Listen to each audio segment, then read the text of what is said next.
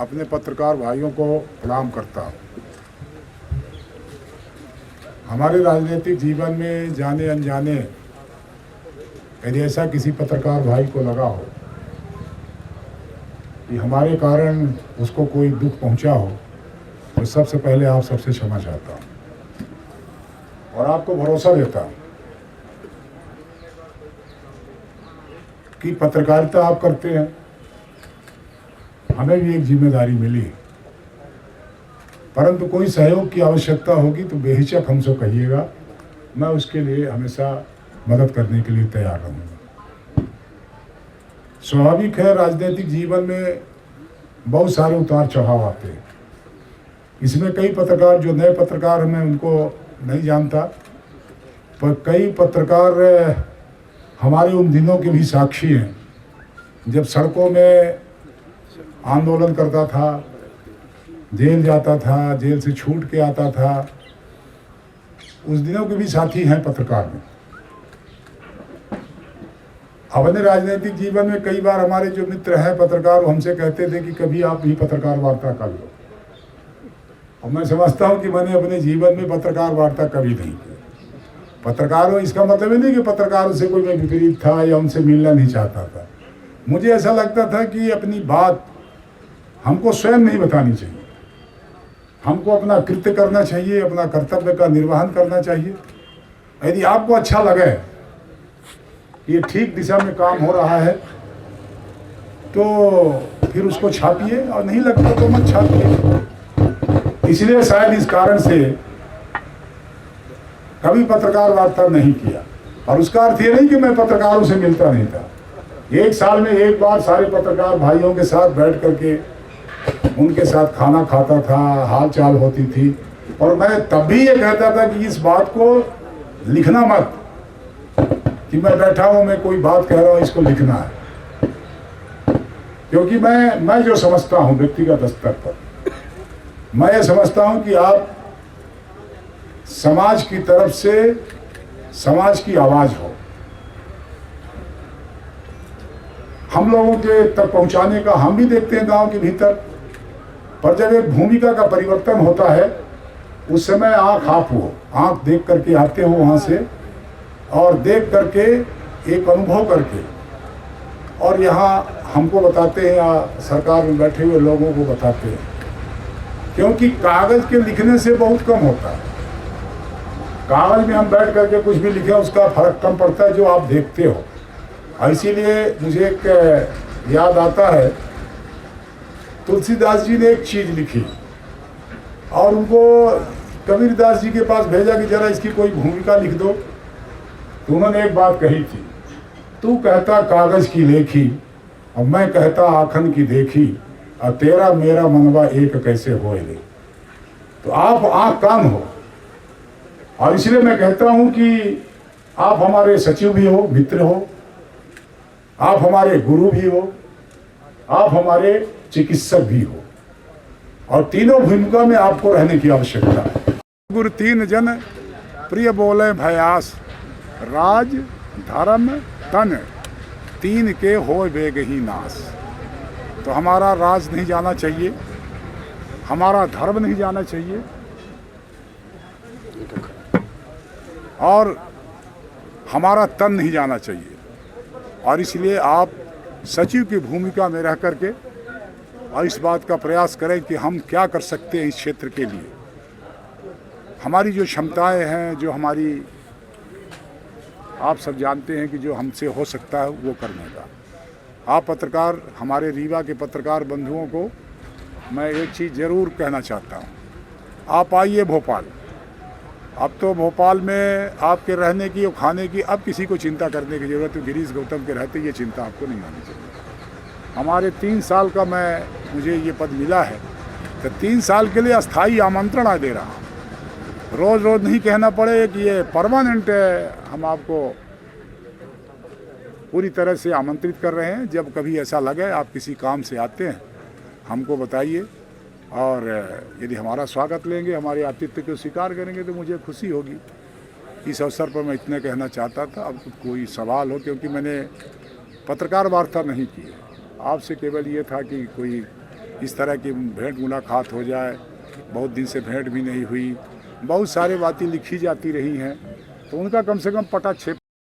अभी जो समितियां बनती है विधानसभा के भीतर, उस समिति में हमारे रीवा के पत्रकारों की गुंजाइश कम रहती है, और शायद नहीं ही ना के बराबर क्या होती नहीं है।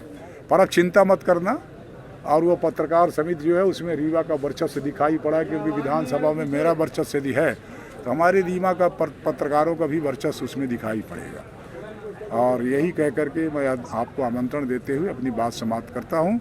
आपको कुछ कहना है, कुछ पूछना है, पर उसको इस दृष्टिकोण से मत पूछिए कि मैं कोई पत्रकार वार्ता में बैठा हूँ। चर्चा के दरमियान कोई चीज़ आपके मन में आती है उसको बराबर पूछें।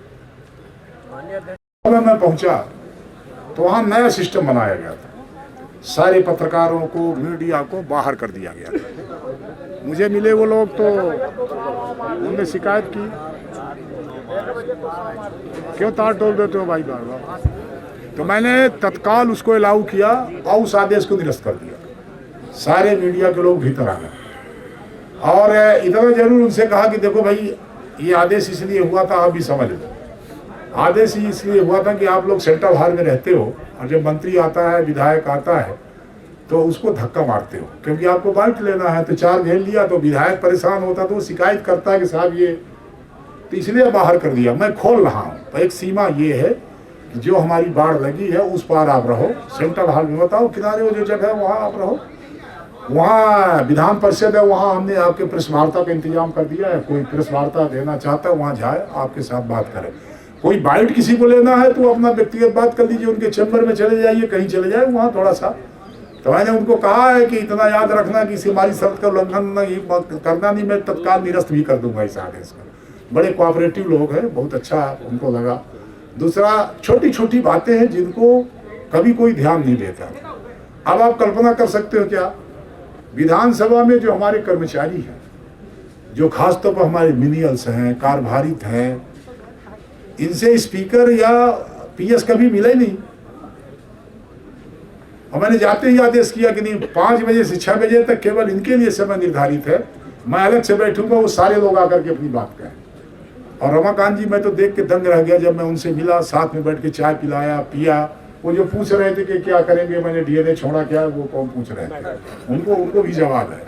जब उनके साथ चाय पिया, जब मैं निकल गया तो बताया लोगों ने कि कई महिलाएं रो रही थी, जो कर्मचारी थी, कोई चपरासी है, कोई पहुंचने वाली है, ये आज तक तो सामने नहीं खड़ा होने देते, साथ में बैठा के चाय कौन पिला गए।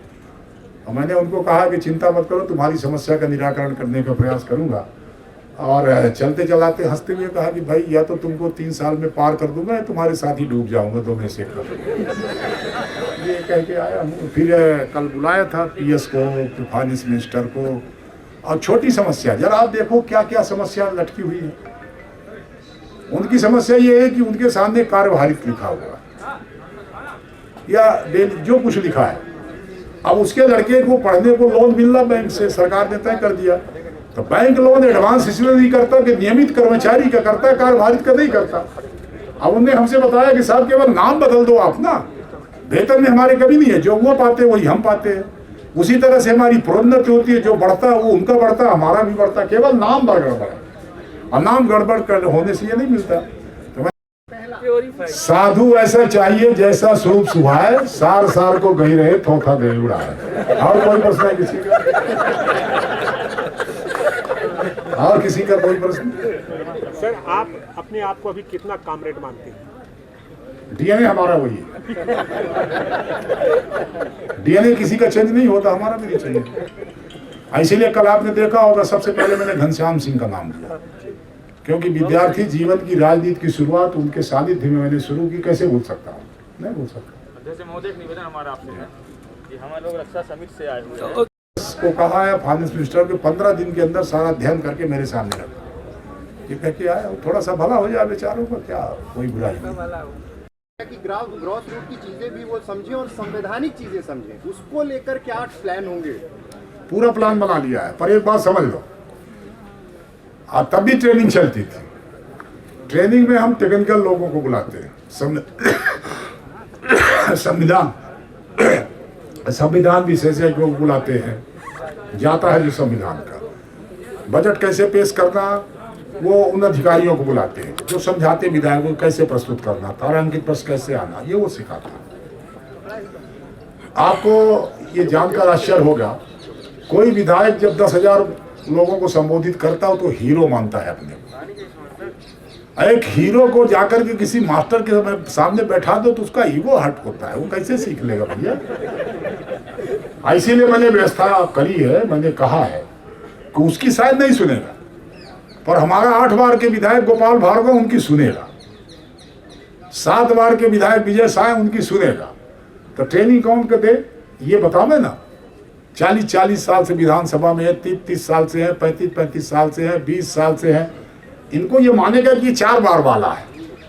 पर अब जो ट्रेनिंग देने वाले हैं उनका कैसे मान ले भैया, 10,000 को भाषण देके आता है वो, उसको लगता है कि अच्छा मैंने हम पूरे जनता को सिखा करके वोट के लिए आते हैं, ये हमको सिखाने चले आए, तो वो थोड़ा सा दिक्कत आती है। उसको भी कर रहे हैं, वो भी हो। दूसरा ये है कि हम सबको डाल देते हैं, जो नए विधायक आए वो ट्रेनिंग करें, उनको कर दिया। मैं उसका उल्टा कर रहा हूँ। मैं ये विधायकों से पूछ रहा हूँ कि भाई कौन कौन प्रशिक्षण चाहता है वो सूची में, और जितने लोग चाहते हो, 10 लोग चाहते होंगे 10 की व्यवस्था करूंगा, 15 लोग चाहते होंगे 15 की करूंगा। तो कम से कम एक बार उनकी इच्छा का हो जाए कि कौन लोग आना चाहते हैं। और हमने कह दिया कि सब लोग जाओ तो पता चला कि सब में कोई नहीं आया, तो कम से कम एक बार हो जाए तो फिर उनको करूंगा। और करना चाहिए, सीखना चाहिए। एक खबर ये भी आई ट्यूशन है अब, क्योंकि वहाँ विधानसभा में विधायक हैं, नवाचार शुरू किया है विधानसभा के कार्यप्रणाली। उन्हीं को पत्रकारों को, सीनियर जर्नलिस्ट को ये कहा कि आप लोग बना लीजिए, इंतजाम हम करेंगे। जो नए जर्नलिस्ट हैं उनको ट्रेनिंग दो, क्योंकि कई बार कोई किसी खबर को जितना मिर्च मसाला नहीं लगाना चाहिए शायद ज्यादा मिर्ची डाल देते हैं, और समाज में वो थोड़ा सा विद्वेष का फैलता है। इसलिए उनकी भी ट्रेनिंग दो कि मिर्ची कितना डालना, माने ठीक से रसोईया बन सके वो, मसाला कितना डालना, धनिया कितना डालना, जीरा कितना डालना, ये सिखाने की आज सबको सीखने, हमको भी सीखने की आवश्यकता है। इसीलिए मैंने कहा है रमाकांत जी, हमारे मार्गदर्शक, हमारे पूर्व जो हमारे वो थे स्पीकर सीता शरण शर्मा जी, अब हमारे MP प्रजापति होंगे, इन 3 सालों में हमारे मार्गदर्शक रहेंगे। हमको जरूरत पड़ेगी सीखें, क्यों नहीं सीखेंगे उनसे, कोई आवश्यकता होगी। ऐसा कैसे मान लूं कि हम ही जाता है, कोई सामने वाला नहीं है। कई विषयों पर छोटी छोटी बातें लोग निकाल के करते हैं, और वो बड़ी महत्वपूर्ण होती है। तो सीखना तो 24 घंटे चाहिए, जब तक जीवन है तब तक सीखते रहना चाहिए। कभी अपने को पूर्णता की ओर, पूर्णता होने का मतलब क्या होता है, शरीर की पूर्णता। हम पूर्ण हो गए तब इस संसार में रहने की जरूरत क्या है, अभी हमको सीखना इसीलिए संसार में है। तो ये मान के चलना चाहिए। आप समझिए बात, लोकतांत्रिक अधिकारों की जब तक संविधान में गारंटी है तब तक सारे लोगों को अपनी बात लिखने का अधिकार है। पर यह छूट दी जा सकती कि पाकिस्तान का कैप्शन लगा करके और फिर किसी का विरोध करो, थोड़ा सा इतना बचाना पड़ेगा। कैप्शन लगाओ पाकिस्तान का, पाकिस्तान जिंदाबाद, फिर विरोध लिखो मोदी का, करो विरोध, हम कहाँ कहते विरोध न करो, पर कम से कम उतना कैप्शन तो ना लगाओ। ये तो रोकना पड़ेगा, ऐसे कैसे छो है, हर आदमी को छूट है। देखिए कुछ सामाजिक दायरे भी हैं, और ये देश सामाजिक तौर पर हम बंधे हुए लोग हैं। हम यूरोप कंट्री में रहने वाले लोग नहीं हैं। हम परिवार चलाते हैं, समाज चलाते हैं, समाज के भीतर रहते हैं, समाज के मूल्यों की, उनकी परंपराओं की रक्षा हम ही करते हैं। कौन करता है? हम ही करते हैं। और आपको बता दूं, ये केवल हिंदुस्तान है रमाकांत जी, नोट कर लेना। माता पिता का या अपने बुजुर्ग का पैर छूने की संस्कृति कहीं है तो यही है, दूसरी जगह नहीं है। मैं भी यूरोप घूम करके आया, या तो हाथ छुएंगे, या तो गाल छुएंगे, या तो कुछ करेंगे, पर पैर नहीं छुएंगे। इस संस्कृति को कब मानते हो? इसीलिए मैंने एक बार कहा था कि वो संस्कृति को जिंदा रखना, क्योंकि आजकल ये आपका मोबाइल बहुत आ गया बोला, अब सब फेसबुक पर मुनहसर कर रहे हैं। कितना भी फेसबुक आ जाए, जो चाहिए, मैं तो ये कहता हूं कि जो इंडस्ट्री हमारी धरती को चीर करके हमारे मानिक से निकालती है और वो पैदा करके प्रोडक्शन पैदा करती है, चाहे सीमेंट और कुछ चीज पैदा करती है, तो हमारे नौजवान को वहाँ काम मिलना ही चाहिए। मैं तब भी साथ में था, आज भी साथ में, मैं कहाँ कह सकता आपने हूँ। आंदोलन भी किया हाँ किया ना, 88 जेपी के खिलाफ किया, तमाम सारे लोगों के खिलाफ किया आंदोलन, की नहीं वो बेरोजगार। और उस समय हम लोगों का आंदोलन सर का ये था कि लोगों को रखा जाता था, ऐसा मत मानिए, रखा जाता था। जब अपना फैक्ट्री और गेट बंद करते थे तो बहुत सारे लोगों को रख लेते थे। पर उनके यहाँ एक सवाल जरूर रहता है, वो करते क्या है कि रख तो लेते हैं पर रीवा वालों को दूसरी जगह भेज देते हैं, ये थोड़ा दिक्कत आती है।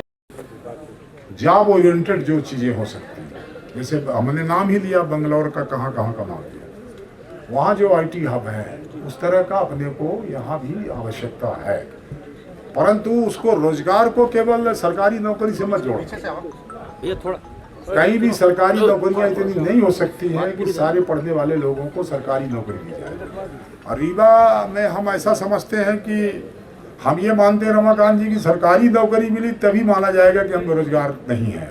नहीं, इससे जुड़ा हुआ मेरा सवाल ये है, नहीं वो तो मेडिकल चिकित्सीय वो परीक्षा होगा कि उसके कारण क्या है, पर सामाजिक तौर पर हम भी खोज सकते हैं कि आखिरकार यदि हमने देखा कि लगातार तम्बाकू खा रहा, मुंह का कैंसर हो गया, तो हम क्यों नहीं बता सकते कि साहब ये इसी कारण होगा। रीवा में सर्जरी विभाग में कुछ रिकॉर्ड है? हाँ नहीं, सर्जरी में और तरह के भाई जरूरी है कि रीवा में भर्ती हो। यहाँ के मरीज नागपुर आप देखिए जितनी बसेस चलती हैं, अब तो ट्रेन चल गई, अब देखना किस तरह से मरीज जाएंगे, कितने मरीज जाएंगे वहाँ। इलाहाबाद यहाँ कमला नेहरू अस्पताल वहाँ जाते हैं, बनारस वाले में जाते हैं, यहाँ 2 कैंसर के इंस्टीट्यूट खुल गए जबलपुर में, वहाँ लोग भाग रहे हैं। तो जो रीवा में आए वो रिकॉर्ड यहाँ हो सकता है, पर जो बाहर जा रहे हैं उनका कौन सा रिकॉर्ड होगा। आशा कैंसर जो अटैच्ड है उससे GMS से, उसके यहाँ रिकॉर्ड हो सकता है, उनके यहाँ है। पर हमारा एक सुझाव है इस तरह का, मैं प्रयास ये करूँगा, इसलिए मैं सब हमारे सम्मानित विधायकों से कहा कि मिल करके इस दिशा में, न केवल ये एक छोटी सी बात बताई, इसी तरह से ऐसा करके कुछ करके जाना चाहिए। समय हम लोगों के पास कम रहता है, फिर भी कम समय में बड़ा काम करके जाए तो उससे अच्छा क्या हो सकता है। ज़्यादा इस समय जो सबसे बड़ी मांग है, क्या कभी आपने इस बात का सर्वे किया कि सबसे ज़्यादा कैंसर के मरीज रीवा में ही क्यों होते हैं? और मैंने अभी सर्वे के लिए कहा है, जरा इसका सर्वे होकर के हमको बताओ, क्योंकि रमाकांत जी मैंने स्वतः, मेरे पास जब मैं विधायक था तो आप जानते हैं सबसे दवाइयों को पैसा देने वाला विधायक में माना जाता था। मेरे पास जो आवेदन आते थे एस्टिमेट के, वो कैंसर के बहुत सारे आते, तो मैंने अपने ऑफिस से कहा जरा निकालो उनको। 1000-1500 तो मैंने ही दिया होगा, और विधायकों ने दिया, तमाम लोग देते रहते, कुछ सीधे पाते, कुछ नहीं भी लेते, तब भी दवाई कराते। कितना बड़ा सेंटर है, माने आप ये कह सकते हो कि इस कैंसर का एरिया है। तो कैंसर का एरिया इसलिए नहीं है कि हम पैदा हुए इसलिए कैंसर हो गया, उसका कारण है कि तम्बाकू का हम कई तरह से उपयोग करते हैं। तो यदि है, अब वो हम तम्बाकू हटा नहीं सकते, उनका खाना बंद नहीं कर सकते, तो कम से कम उनको चिकित्सीय सुरक्षा का हम काम कर सकते हैं। तो ऐसा प्रयास होना चाहिए। मैंने कहा है, कल राजेंद्र जी से भी कहा है कि सब मिल करके सब लोग ऐसा प्रयास करें कि जैसा भोपाल के भीतर एक कैंसर इंस्टीट्यूट है, जैसा अब जबलपुर में कैंसर इंस्टीट्यूट खुला, जैसा हमारा इलाहाबाद में है, उस तरह का कैंसर इंस्टीट्यूट यहाँ क्यों नहीं खुलना चाहिए। इस तरह के कुछ काम हो जिससे, बाकी तो चलेगा, डेवलपमेंट भी चलेगा, लोक कल्याण का भी काम चलेगा, पर चिकित्सा के क्षेत्र में यदि सुपर स्पेशलिटी अस्पताल बनी है तो सुपर स्पेशलिटी अस्पताल के लिए हमें DM चाहिए, और जो उनके जो अलग से क्या कहलाते हैं वो, यानी जो उनके सर्जरी वाले होते हैं, वो भी जो जिसको आप डॉक्टरेट कहते हो, एक तो MD MS हो गया और फिर MD का DM हो गया। DM मतलब वो डॉक्टरेट जो हुआ, उसके ट्रेनिंग का सेंटर यहाँ क्यों नहीं हो। बाहर से लोग ट्रेनिंग करके तब आते हैं, सुपर स्पेशलिटी अस्पताल में उसकी हमको ज़रूरत है, नहीं है डॉक्टर उस तरह के। तो ऐसा करके कुछ हो जिससे चिकित्सा के क्षेत्र में भी लोगों को अच्छी सुविधा मिल सके, और सरकार इस दिशा में काम कर रही है, बहुत सारे काम हो रहे हैं। आज से थोड़ी भी स्पीकर बनने के बाद पहले से कर रहे हैं। और कल यदि सुना होगा आप हमारा भाषण, तो मैंने कहा है कि मैं रीवा का पक्ष लेता रहूंगा। इसमें कोई कहता है निष्पक्ष नहीं, तो कहते रहो, पक्षपात करूंगा मैं रीवा के साथ, उसमें कौन सी। सर मध्य प्रदेश में हो क्यों दे रहे हैं, जो तमाम चीजें हम दे रहे हैं जिससे मध्य प्रदेश की इकोनॉमी चल रही है। नहीं, ऐसा नहीं कहा जा सकता कि केवल मध्य प्रदेश से ही इकोनॉमी चल रही है। इकोनॉमी पूरे प्रदेश से लोग आते, थोड़ा कम ज्यादा होगा। और आप ये क्यों भूलते हैं कि 2003 के बाद ही बाणसागर आया। आप ये क्यों भूलते हैं कि 2003 में, अभी 2018-17 में पूरे एशिया का सबसे बड़ा सोलर पावर प्लांट यहाँ आया। आप ये क्यों भूलते हैं कि सिंगरौली को हमने पावर हब बना दिया।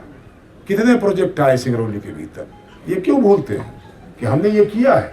सड़कों का जाल बिछा दिया, बाण सागर की नहरों का आप जरा एक बार देख के आओ।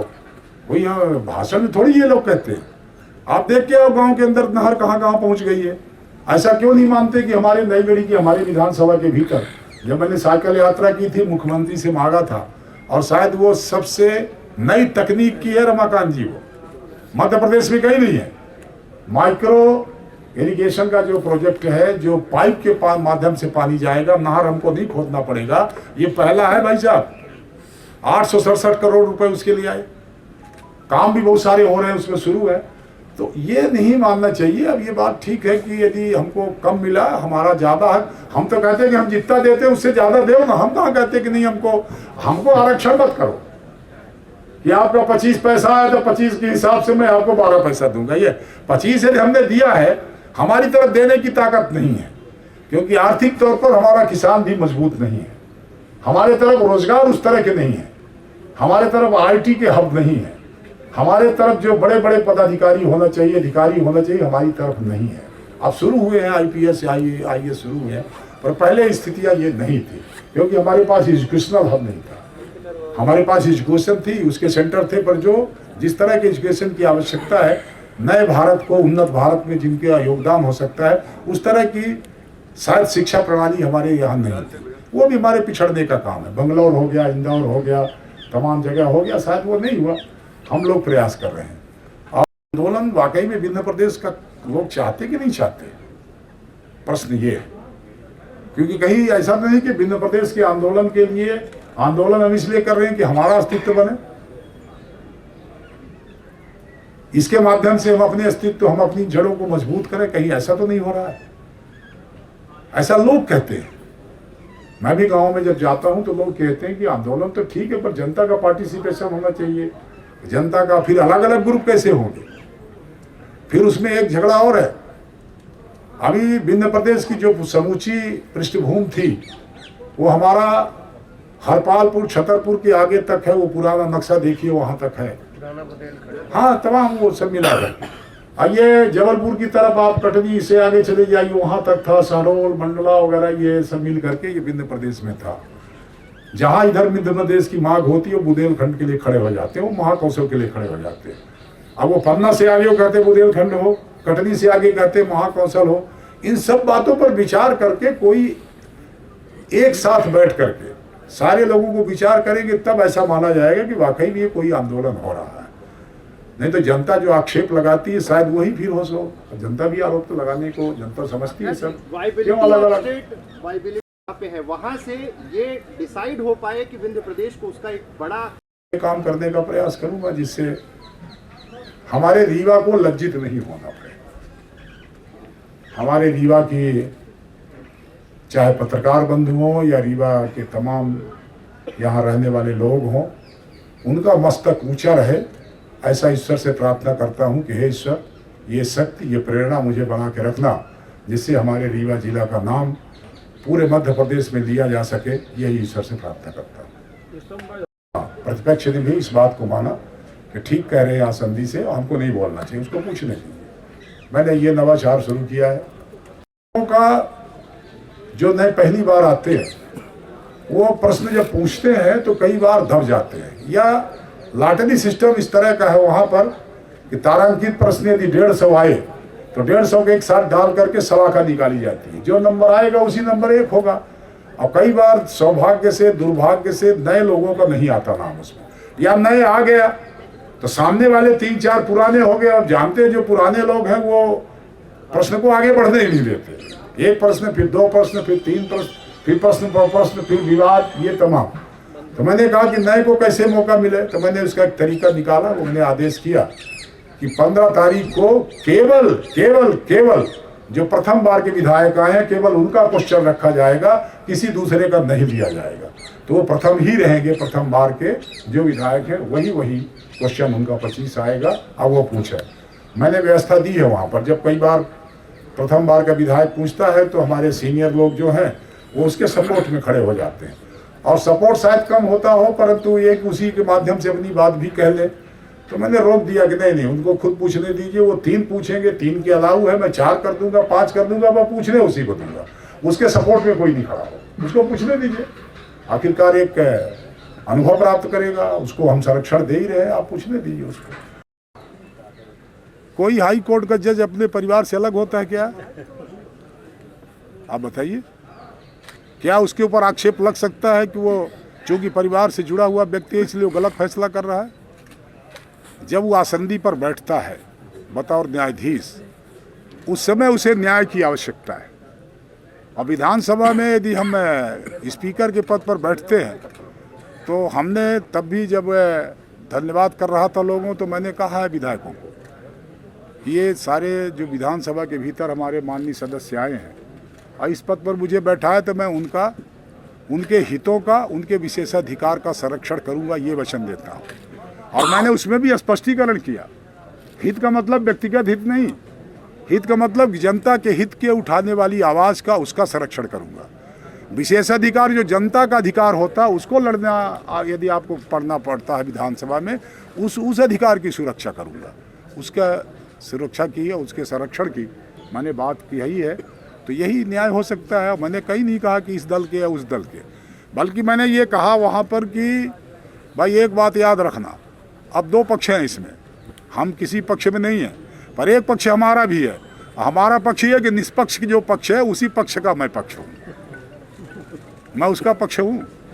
और मैंने ये कहते हुए कहा वहाँ पर कि भाई एक पक्ष ये है, एक पक्ष ये, तो इनको इशारा किया इस तरफ को कि आपका स्वभाव बदलना चाहिए, क्योंकि जनता के कल्याण के लिए यहाँ से योजनाएं बनती हैं, तो उसमें थोड़ा सा अपने को, यदि प्रतिपक्ष कोई हमलावर होता है, कोई कुछ करता है, तो आपका स्वभाव संत की तरह होना चाहिए। तुलसी संत सुवम्ब तरु, इनकी गति समवेद, इतते पाहन हानत है, उतते वे फल दे। इस विचार के साथ काम करें। और मैंने एक बात और कही है रमाकांत जी वहाँ, कि इस सभा के भीतर मंथन होना चाहिए। और मंथन से क्या निकला? अमृत और जहर दोनों निकला। अमृत को देवताओं के हिस्से में गया और जहर हमारे शिव जी के हिस्से में गया, गले के भीतर चला गया। हमने कहा अब यहाँ जो मंथन हो वो उस काल का मंथन छोड़ो, यहाँ जो मंथन हो उससे अमृत निकले, वो भी जनता के काम आवे। जहर भी निकले तो वेनम बन कर निकले और सांप के जहर को मारने वाला जहर निकले, ये मंथन करने की आवश्यकता मैंने वहाँ कहा है। और मैं समझता हूँ कि इसीलिए मैंने कई बातें कही हैं। वाद विवाद से कोई बात का निष्कर्ष नहीं निकलता। वाद विवाद में दोनों पक्ष एक साथ बोलते हैं, मैं देखता हूँ विधानसभा में दोनों एक साथ बोलते हैं। और कई बार तो ऐसा होता है कि विधानसभा की कार्रवाई इसलिए स्थगित करनी पड़ती है कि किसी को समझ में नहीं आता, बल्कि हमको भी समझ में नहीं आता कि कौन क्या बोल रहा है, इसलिए अपन स्थगित करते हैं 5 मिनट के लिए कि शायद जो गुस्सा, जो उबाल आया है थोड़ा ठंडा हो जाए, फिर लौट के आते हैं। तो वाद विवाद सिर्फ काम नहीं बनता, इसलिए मैंने कहा संवाद करना चाहिए। संवाद में एक पक्ष बोलता है, दूसरा पक्ष सुनता है, दूसरा पक्ष बोलता है, दूसरा पक्ष सुनता है, और वो जो निकलता है उससे कोई ना कोई निष्कर्ष निकलता है। उस निष्कर्ष निकालने की आवश्यकता है, क्योंकि विधानसभा में हमारे जो माननीय सदस्य आए हैं, ये जो प्रतिनिधित्व करते हैं हमारे इस मध्य प्रदेश की 8 करोड़ जनता, उनके निर्णयों का इंतजार करती है। हमारे मुरैना का अंतिम गांव है, हमारे अलीराजपुर का अंतिम गांव है, सिगरौली का अंतिम गांव है, इधर हमारे बालाघाट की तरफ अंतिम गांव है। इन गांवों तक ये जो विकास की राह जोड़ रहा है मध्य प्रदेश, आपके निर्णयों से विकास का काम बढ़े और आपके निर्णय से लोक कल्याण का काम बढ़े। मैंने वहाँ भी सारे माननीय सदस्यों से आग्रह किया। मैंने एक नवाचार शुरू किया और अभी 15 तारीख को हुई मैं आदेश करके आया हूँ। अभी हमारा विषय नहीं है। अभी एक सवाल आया था कि आप लोग लिखते हैं विंध्य प्रदेश को, मैं उसमें थोड़ा सा संशोधन कर रहा हूँ। विंध्य प्रदेश को, आंदोलन को 80 और 85 से मत देखो, इसे 56 से देखो। 1956 में जब मध्य प्रदेश का मर्जर हो रहा था तब भी बड़ा आंदोलन खड़ा हुआ था, सब जानते हैं, शहीद हुए गंगा चेतानी। तो आंदोलन तो विंध्य प्रदेश का वही है। उस समय विंध्य प्रदेश बचाने का था, अब विंध्य प्रदेश बनाने का है। तो आंदोलन को समय वहां दीजिए, 1956 से दीजिए उसको। अभी एक सवाल आया, कई तरह से लोग बिंद के आंदोलन को पुनर्जीवित या चला रहे हैं, चलाना चाहते हैं। तो अब बिंद का आंदोलन चलाना चाहते हो, पर उनके ग्रुप कई है। अभी मैं एक दिन अखबार में पढ़ा, अभी जो नए सिरे से बिंद प्रदेश के लिए आए हैं, उनने ये कहा कि विधानसभा के भीतर जब माननीय श्रीनिवास तिवारी जी थे, तो ऐसा हम लोगों ने देखा था कि सुना था, अखबारों में पढ़ा था कि उन्होंने एक संकल्प पारित कराया था। और वो संकल्प तब पारित हुआ था जब अटल जी की एक मंशा हुई कि छोटे प्रदेश बनने से विकास जाता होता है। संकल्प पारित हुआ, वो लोकसभा जाना है, वहाँ सेंटर से केंद्र को जाना है। और अभी 15-20 दिन पहले ही विधायक जी ने आरोप लगा दिया कि संकल्प पारित जरूर हुआ था पर वो भेजा नहीं गया था। ऐसा करके भी आपकी अखबार में 15-20 दिन पहले छपा है। तो मैंने वहाँ कहा है, विधानसभा जरा देखो संकल्प कहाँ, निकाल करके मेरे सामने लाओ, संकल्प क्या है वो देख लेता हूँ, वो कब भेजा गया, कहाँ भेजा गया, जरा उसको भी सूची ला करके दो। विधानसभा लगे खोजबीन में, वो जल्दी ही मेरे सामने प्रस्तुत करेंगे, तब मैं बता सकूँ कि वाकई में संकल्प गया कि नहीं गया। सवाल ये नहीं है।